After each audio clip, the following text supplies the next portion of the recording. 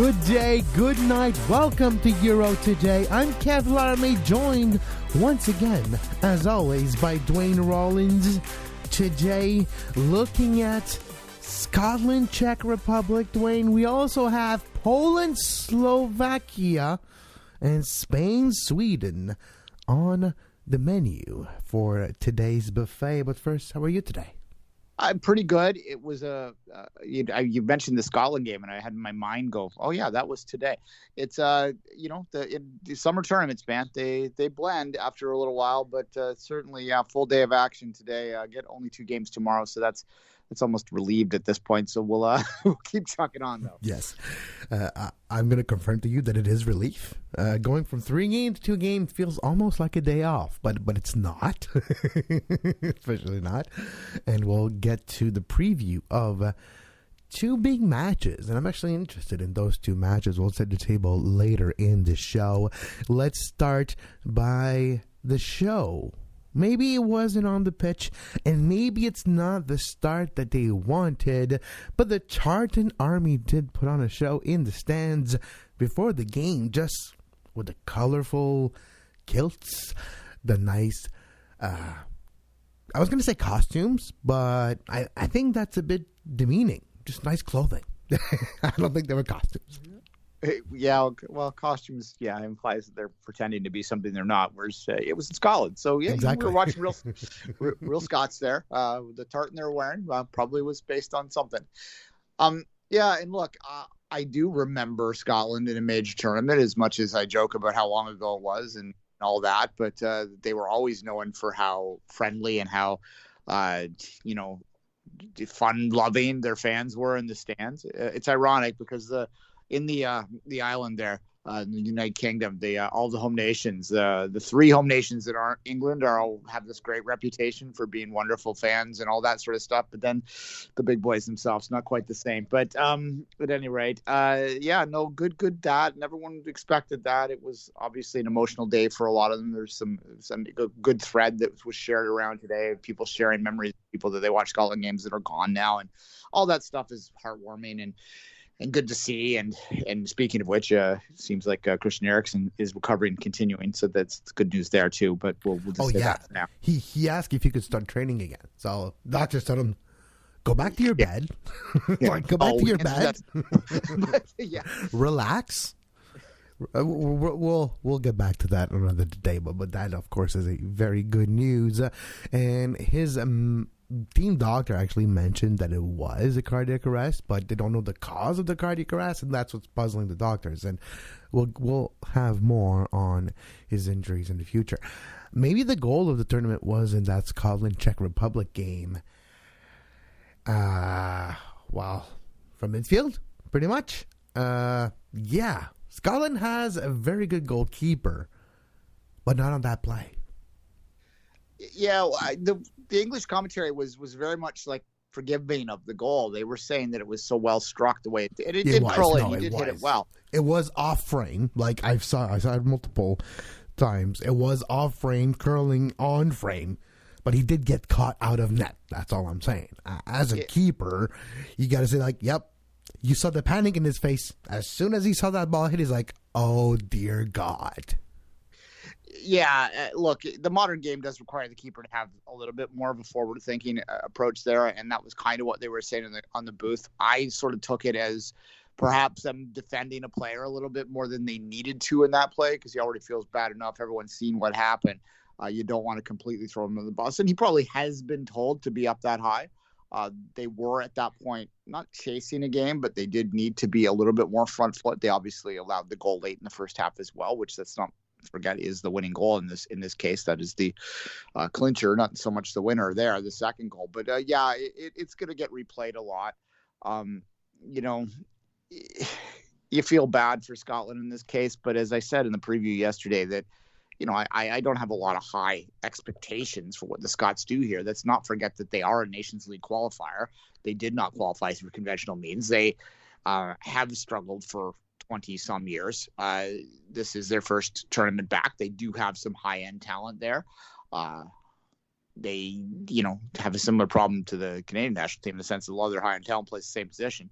But they can get it on the pitch when they can, and they did, I think, perform well. And certainly, after they fell behind that second goal, they did score effect kicks in for sure, but they did actually make it interesting and created some opportunities. But ultimately, I think the talent deficit there, and the Czechs were sneaky good. I said that too in the lead up to this. They are a decent side that's sort of coming back into their own. This was Scotland's chance, I think, though. Like the England game now, England with the win in the first game. Obviously, they're going to be emotionally up for that, but it's a big ask, I think. And it's in England, so that's another big aspect of that one. But yeah, this was maybe Scotland's opportunity. What we see as an upset, I don't think is when we're looking at the last few big tournaments for the Czech Republic. They have done well in the past and recently also. Scotland, 40th nation in the world according to FIFA in the FIFA World Cup the rankings, and the Czech Republic is 44th. So technically it's an upset, if you will, but to me the Czech Republic is a bit more battle tested at that level than Scotland was. Yeah, those rankings are always, if you're new to listening to us, we've talked about the FIFA rankings a lot through the last few years. We've been doing the show daily since the last Euros and weekly and bi-weekly before that. So we've been talking about this stuff a long time. The flaw of those rankings are that they inflate clubs like Scotland that play more. Scotland plays a lot because of where they are in the world and just have access to a lot of teams. Where if you're in the Czech Republic and Eastern Europe, you play less games. You have less opportunity to gain those points. And it gets even more exaggerated the further you go down the rankings. It's why it's ridiculous that they rely on them so heavily. So, yeah, I wouldn't put too much stock in that. And I'm not just saying that because, we had to fight with it here over the fact the Canadian national team's ranking is ridiculously low because they never played. But nonetheless, it's certainly an indication there that it's not particularly well grounded. But we have to deal with it because, it affects transfers and everything else, especially with Brexit. Anyhow, that's that conversation. But, yeah, I wouldn't call this an upset at all. In fact, I would have, as I said, pegged the Czechs to be the slight favorite there. It's interesting. We've seen a lot of that in the first matchups where we've had maybe the 1-2s and the 3-4s play each other off the hop. And when you're in that 3-4 matchup, you really kind of need to get something out of it. And we're going to probably talk about, what that means when you don't in the next two conversations we've had here. Well, not so much the final game of the day, but the mid game. I think that for Poland in particular, there's a little bit of a, when that happens, and maybe they get lucked up a little bit with how their next result went. But And I think to me it's a microcosm, and we'll move to Poland now. To me, it's an opportunity missed at multiple level as a microcosm, Duane, and as a macrocosm. And here's the explanation. Poland in this game could have done better. They had the opportunities, but missing opportunities, especially of giving the ball to Robert Lewandowski or giving him in a position that he could do something with it. His best opportunity was on a free kick. It was well hit, but it hit the wall. So there's only so much you can do. You can't score if the ball doesn't get to the net. And macrocosm, they never were able to parlay Robert Lewandowski's goal-scoring ability with service to give him enough the ball to achieve something big. We've seen opportunities, but example, you go back to Russia 2018. He did not score a goal. Poland did not progress. Defense-wise, you put your team on Lewandowski, and you're going to nullify most of your opportunities. That's the trouble with the talisman type of strikers. You isolate them, and you nullify them. Yeah, and when you have one guy that you can sort of signal in on, particularly in an international tournament where defensive suffocation is actually a tactic that can work, and we'll talk about that for sure in our final game. But yeah, and you go way back. I think yesterday's show, I mixed up when Poland and Ukraine were the co-hosts there a few years ago. I mixed up the Euros because it happens. Yeah, it's now. 2012. Anyway, but they were in his Lewandowski's time, and he didn't do anything there when people were expecting it. And he was kind of up and coming then. I believe he's still at Dortmund at that point. He was. It was in 2012. So he was in Dortmund from 2010 2014. Yeah, so that's for him. It was a disappointment. Then you go to 2016 where I don't even remember if they were there, to be honest. And obviously 2018 there was nothing really that happened there. And this is a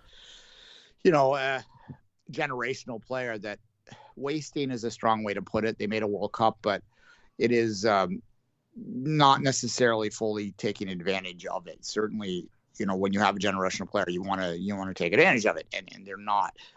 They didn't look good to me today at all. They're playing a Slovakia team that is rank outsiders in this. They were a universal fourth place pick in that group. Now they get the win, and they're on top of it, right? Suddenly, they don't look last to me anymore, but we'll see. I'm going to talk about the third game in a few minutes, but yeah, for Poland, there's that, and there's the Lewandowski factor, but he is such a big type of striker that he could get a couple of goals next game, and we're talking about a different narrative here. So there's only that. Of course, we saw the first red card of the Euro today. Also, Poland player got two yellow card. I forgot that he was on the yellow when he did his second harsh tackle. Then he look at the ref. He's like, "No, ref, don't reach out." But oh dear, I'm sent off. Yeah, there was certainly he immediately stood up and signaled, kind of please. And maybe the first, as you say, it was the first red of the tournament, and there probably could have been a few more yellows flashed around over the days. So obviously the referees are trying to keep players on the pitch in a tournament like this. But when you go in like that, when you're already on one, it's very difficult to not give it. And you could see his protest only lasted about a half second, right? And immediately he was walking off and straight down the tunnel and into the room, and kind of feeling shame. And it was 4 minutes later when Slovakia scores that second goal. Exactly. And good for them. And I mean, we're focusing on Poland, which is we're apt to do whenever you're talking about what is, I think in this case, you can call an upset. You always focus on the team that lost and sort of ignore the strong play. I mean, the Poles had only maybe 10 minutes of that game where I think that they were on the front foot. The rest of it, I think they were full measure to be losing. And which means Slovakia was full measure to be winning. And when they went up to the man, there was just really no fight. There was no pushback from the Poles. And 3 points. And look, you only need one more draw in your final two games for Slovakia. You're probably through. Yeah. And speaking of Slovakia, to me, it's there are three big pillars that make a big difference. We talk about height sometimes, and we talk about defensive height, while Slovakia has a basketball defensive backcourt playing as a defensive backline, which means they're tall, which means they cleared a lot of opportunities in the box. And then you have an experienced midfield of Marek Hamčík, Juraj Kuka, and Robert Mak, who each play in, of course, not maybe the biggest clubs, but they played in a bigger club. For Marek Hamčík, of course, he did go to China and then Sweden for a little while over the last couple of months. But before that, he's a legend in Napoli. He's a legend there. He's going to have a statue one day. That's the type of midfielders he was. Hardworking, resilient, physical. Like, when you think about Slovakia, looks like the best example of one right there. And Robert Mak opened the scoring goal here for Slovakia. I do think they are full measure. And Robert Mak plays in Hungary, and we're going to talk about Hungary later today, for Ferencváros. They made the Champions League group stage last fall, and I remember a couple times actually the last few years. And let's not discount the quality of that club. Slovakia, Duane, maybe the club that impressed me the most today. Yeah, well, for sure. I mean, it was, this is, I think we feared a little bit of what the quality would be like. And we can argue one way or the other of whether the Spain-Sweden game was quality. I had entertaining moments in it, and certainly there's technical skill there with the Spanish team. But to keep it on this one for a second, it was the one where it certainly looked like more evenly placed, and you had a team step up and get it done. And you mentioned players that are not from necessarily places that you immediately circle on your evaluation charts and say, well, you got to watch out for this guy that was playing in Hungary here. Like, no, you don't. But you also mentioned something like height and just the ability to clear a line. The international game is not as complex as the club game, where you have a whole year to prepare your tactics and to have your sophistication of tactics ready to go. So when you have teams that are at a higher level skill wise, the upsets are less likely because they're more well drilled, right? I mean, obviously you'll get them occasionally, but international tournament has a little bit of randomness, particularly in the first couple games, because of that very, very nature. These teams that have more complex tactics, that have higher skill even, which then necessitates them, in their mind anyway, having more complex tactics. They're not ready. They're not firing all cylinders yet. And you can go in and do basic stuff. You can hold a line. You can clear take care of your set pieces. You can have some athleticism up top and take advantage of a few openings here and there. You can go a long way because, it's a 3-game group and you get a win in any of those 3 games and you're setting yourself up pretty nicely to get through. And that's, I think, what we kind of saw with Slovakia. Simple game plan, not played by simple players. That's being too mean with them, but a simple game plan executed well can win in an international tournament. Maybe not win the whole thing. I mean, it's not, unless it's not 2004 very often. Exactly. But someone asked me, can get you out of a round. Someone asked me if Scotland could be the new Greece. Before the game, I said, sure.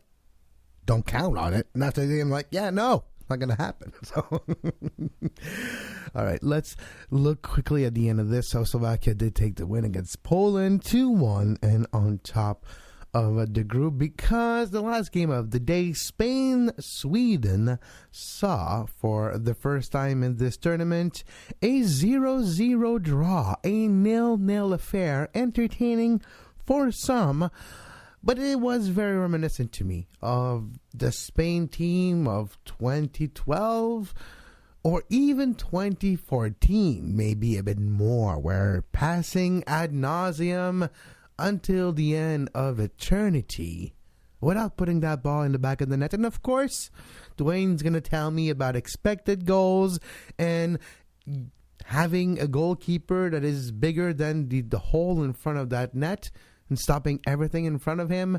That doesn't really happen that often. Fine, I agree. But also, Spain did this a few times over the last decade when it did not work. So I just maybe see the red flag a bit early.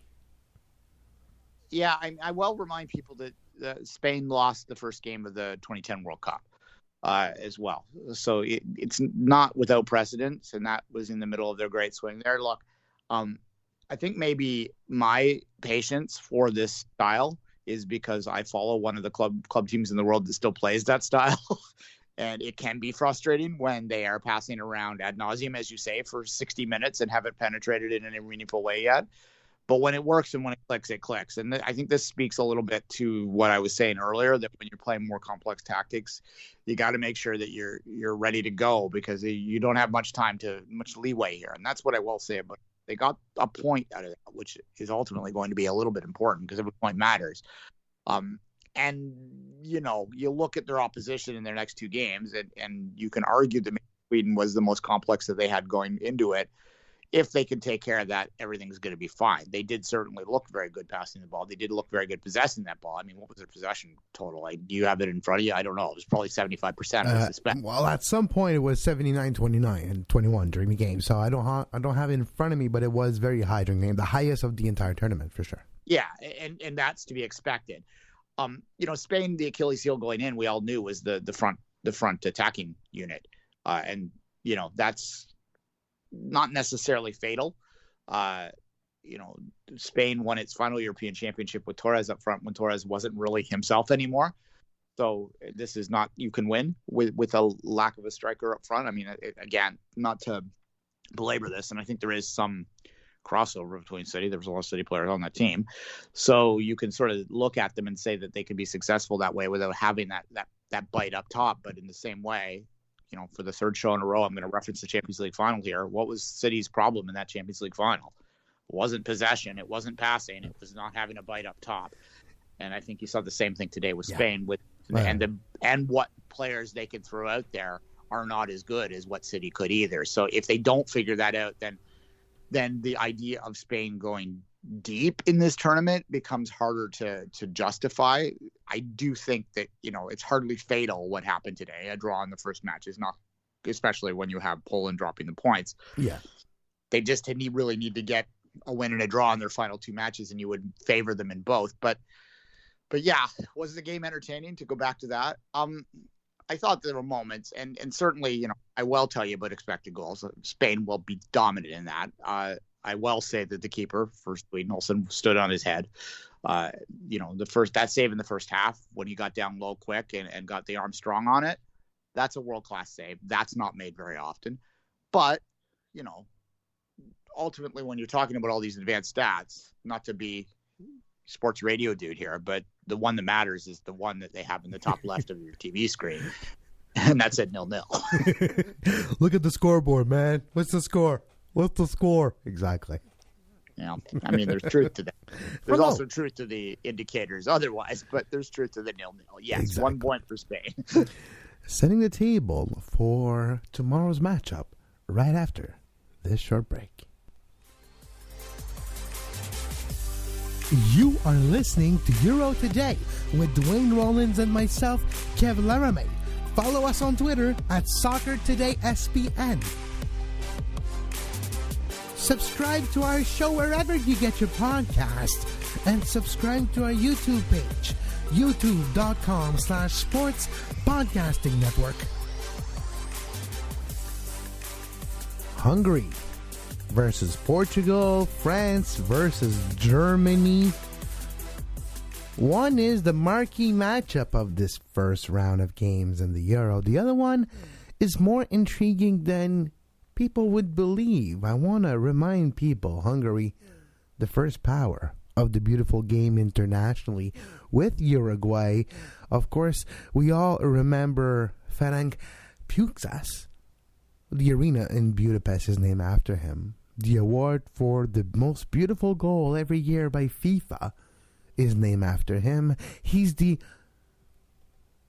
I would say, Pele version of Hungary, but that would be maybe a bit disrespectful for Puskás. He was, and he is still, their leading scorer internationally, and that is a great legacy for Hungary. But the legacy we're going to talk about today and this year after the Euro is Cristiano Ronaldo's, because this could be his last one. There's been sighting of a couple of gray hair on the side left temple of Cristiano Ronaldo. Does that mean that hell has frozen over? Yeah, well, there's no fountain of youth as we sometimes expected. Yeah, Cristiano Ronaldo's career is closing out. What he was mainly criticized for this year in Italy is that he did not score in the big games like he has in the past. That said, he was the leading scorer in Serie A, even at his advanced age. We don't know where he's going to play next year. Probably not in the United States for legal reasons, and I just want to say that because I think we don't point that out enough. But, you know, he has some legal issues there, and they're very serious. But if you don't know what I'm talking about, just Google it. I'm not going to go any deeper in my show right now. But, he is going to be very much watched in this tournament because we don't quite know where he is. Just as we were watching today, we made an editorial decision in this show to not focus on the Copa Americas this year simply because we just don't have the bandwidth to do it. Kevin and I are both working full-time jobs during the day, so to do that as well would be too much. But that said, you know, I am a fan, and I did watch the first half of that Argentina game, and I watched it because of Messi in the same ways that I'm going to be watching this one because of Ronaldo. The two people are hooked at the hip, and we're going to see what happens with them and see whether or not we can get a story out of both of them. I really hope that they do like a boxing match for charity or something after the end of their career. Like, come on, you got to milk that thing forever it's worth. Like, just like old boxing foes or like old CFL old timers fighting on top of a stage. You know, those are great moments. Not really, but you know what I mean. Yeah, well, I was one of the. I didn't pay anything for it, but I was one of those idiots that watched that Mayweather YouTube boy. Okay, I did not watch that. I got caught in the hype for Conor McGregor and Mayweather, but I was like, draw my limits at least pro athletes. Yeah, I didn't. Well, yeah, the McGregor Mayweather, I actually went out in the whole 9 yards. No, this one I just found an illegal stream 2 minutes before I was about to start. Watched all 8 rounds and went, yeah, that we just got played for a sucker there. That wasn't much anyway. He's like, who's exactly? Wait, at least you're like, well, at least I didn't pay for it. So who's the real sucker? Yeah, I didn't pay for anything, and I didn't, leave my house. So yeah, it was fine. Anyhow. And I think Ronaldo would be the heavy favorite in such a fight because Messi is a little guy. But Ronaldo would edge to him. So you know what Ronaldo would do? He would turn heel instantly by kicking him in the nuts. Then it's over. That would be the best pro wrestling booking of Messi Ronaldo. And then Messi, you have to like the road to redemption for Messi. That's where the beautiful story is. There you go. It's funny. I've been watching a documentary, The Dark Side of the Ring. Maybe you've seen it. You're a wrestling fan. I have seen them. Yeah. Yeah, so I was watching that the other day. So yeah, the wrestling's on my mind anyway. I watched the Montreal Screwjob, which up to a year and a half ago I didn't know existed, but now I know everything I wanted to ever know about the Montreal Screwjob. Yeah, I watched it live on pay-per-view in '97. So there you go. And brewing all along because it was a Montreal Screwjob. I was a HBK fan, so I was kind of happy. I always thought Bret Hart was a whiner. So there you go. Yeah, well, yeah, it wasn't in Calgary. It would have been really bad if it was in Calgary. There would have been a riot if it wasn't in Calgary. Like, talk about a riot? Like, yeah, exactly. Stu would have ran in. What would have been 75 years old at the time? Would have ran in and started beating people. Anyway, we're having a wrestling podcast. They'd probably win. That's the thing. Stu Hart could probably still. Well, he's dead now, but he could probably still beat us. There you go. Fair enough. Anyhow, back to this game. Yeah, look, I mean, the Hungary game, you mentioned Hungary's history in the sport. It is glorious. Hukas was, probably the first superstar of the game globally. The war ended what Hungary was, and they've never recovered from that. And, this has a much relevance today as me talking about famous Toronto Maple Leafs of the past if I was going to make a hockey reference for now, right? Like, it doesn't matter how many Stanley Cups you won in 1962. It doesn't matter how good you were in 1942 in this case. So there you go. No, exactly. But when your team is probably maybe the third worst in this tournament, well, that's the angle I choose because I'm not going to talk about the big upset they could do tomorrow against Portugal. You basically are in a group of death and you got it's like you're in a boat in a jacuzzi. You hold on for dear life. Yeah, I mean, I point out that they were in a really tough group 4 years ago, and they did get a win in that group. So I wouldn't discount the possibility, just as, you don't discount the possibility of anyone pulling an upset at any summer tournament ever. But certainly it's not one I would expect. I think this Portuguese team is actually better than it was 4 years ago, which isn't actually saying that much because they kind of got lucky to win that tournament, but nonetheless, they did win that tournament. And for me to say that they're better now might be a bit of a statement. I am living in the heart of little Portugal in Toronto. I noticed people pulling 70-inch TVs into their backyard tonight. So I think it's going to be a loud day for me, but nonetheless, that's fine. It's been everyone thinks it's been sleeping for a while, so we can have a little bit of honking of horns and have a little happiness there. Yeah, you had a lot of sleeping for a whole year and a half now, so people can get distracted a bit late at night. It's fine. Yeah, if it was the weekend, it would have been nuts in this neighborhood. Well, I live on the cusp of Little Italy. Little Italy was hopping pretty good on Saturday, let me tell you. Anyhow, Enough of that. So yeah, that is a little taste, but the real. The main course is the late game, and it has a lot of intrigue for a lot of different reasons. It's a great way to end the first games, to end with, what I think are, it for sure is the best draw. I guess you could argue Portugal-France is up there with it as well, but I think this is the best matchup of the entire group stage. Yeah, I have to agree with you. France, Germany, and there's so many narrative here. Didier Deschamps, Joachim Löw, both managers are the elders in this tournament as manager of their respective selection. France, Didier Deschamps has been there since 2012. Joachim Löw famously has already announced that he's leaving after this tournament. The famous kiss of death, famous last words, I'm going to finish after this tournament, usually means this tournament ain't going to go that well. And I've already got an exit plan, so what do I really think we can achieve here? Those are all narrative here that are easy to believe, but then you look deep into these teams. France, the return of Karim Benzema, the tactical evolution of France with now a pure striker instead of a poacher type of player that will involve you in midfield. Is that to maybe counteract the defensive suffocation that a Mbappe and Griezmann could see? Could Kimpembe be maybe the key here for France? There's so many threats by France, one of the most diverse attack that I've seen at this level. And I was looking at images from their World Cup win from 2018 and even France 2016. Let's not forget they made the final only a few minutes away from this being for the triple for the tournament. They are a team, Duane, that for me are almost as high as Spain. Of course, it didn't lift that trophy in 2016. They can play for the double now. Didier Deschamps famously won that double 98-2000, and he could replicate that as a manager. Yeah, I would agree that this is the biggest favorite going into a tournament since those Spanish teams. Although the German team was pretty fancy when it won its World Cup too, but we didn't know what Brazil was going to be in that one. So I'm going to hold on to that one, that this is the biggest favorite heading in, the most consistent and most well-picked team for quite a while in a major tournament. And they're intriguing, though. If you do objectively take a step back and look at what they did in 2018, it was consistent and strong. Kind of what I said earlier at the start of this. They had a simple game plan and they executed it.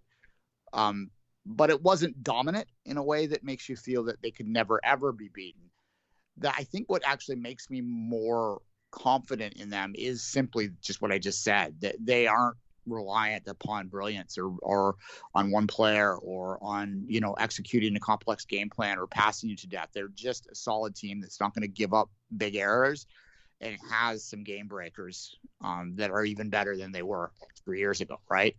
Mbappe was a kid. He still is a kid, but he was really a kid back then. And yes, now he's a little older kid. Yeah, exactly. And it's funny. I was doing a hit on the Canadian national team tonight, and there's similarities there. Bear with me, in the sense that you have a guy that, they're teenagers 3 years ago, and you can look at their performance and try and extrapolate it into today. In Canada's case, Davies and David, they were children, basically, in a footballing sense when they lost that game against Haiti 3 years ago. And that's why I think heading into tomorrow's game, quick little preview for you here, I wouldn't be as worried about it then. You can't really compare that. It's different. But we don't start on that game because we could go long. Like how important that game is for a player like Jonathan David with Haitian background also. Like, this is beautiful. But yeah, I think you compare. Of course, we're not saying Canada is as good as France or even as no. We're just saying the aspect of players coming of age internationally in front of us in these tournaments, and you see the difference between a 2018 France that was, of course, where Mbappe crossed that glass ceiling and became one of the top players in the world, and not just a very good young prospect, right? It's like that glass ceiling was shattered when he posed in front of the camera in 2018. No, 100%. And look, he is a global superstar now. He is, among the emerging generation. Hollande, Mbappe. These are the guys people are talking about. Davies. Yeah, maybe. Yeah.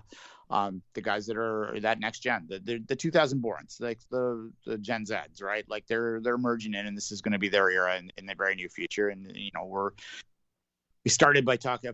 Started the previous section by talking about an elder millennial, and now we're going to talk about some young Gen Zs, and that's kind of, I think, maybe going to be the story of this tournament and the World Cup in 18 months. Is it that Gen Z generation, or the 2000 borns, going to start to be the dominant force in the game? And I suspect that's the case. I did watch that Argentina-Chile game, which is a lot of elder millennials in that one too. Guys that were born in the 90s. Yeah. Not necessarily their time anymore, which makes me feel real old, but nonetheless. Yeah, now you're starting to make me feel old. All right. Yeah. Alas, yeah. No, well, yeah. Wait till you get to the second generation split. Anyway. Yeah, exactly. On that note, Duane and I will get ready for the big matches of the day. Hungary, Portugal, France, Germany, and we'll come back and talk about it later in the day in the latest version of Euro Today. Until then, you can follow Duane on social media at 24th Minute, myself at Kev Laramee, and this show at Soccer Today SPN. And as always, until next time, have a great soccer.